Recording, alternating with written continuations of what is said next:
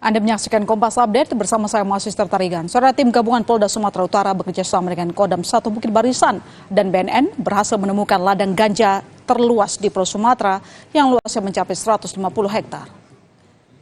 Dari temuan yang memanfaatkan citra satelit ini, petugas menangkap 5 orang, yang satu diantaranya merupakan pengendali berstatus narapidana. Ladang-ladang ganja di Kabupaten Mandailing Natal tersebar di 18 titik berbeda.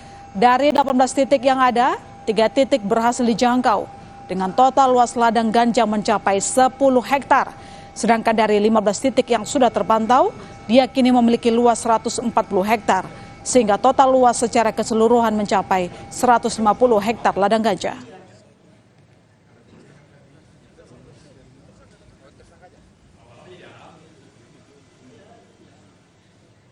Demikian Kompas Update, Anda masih akan menyaksikan berita utama. Sampai jumpa.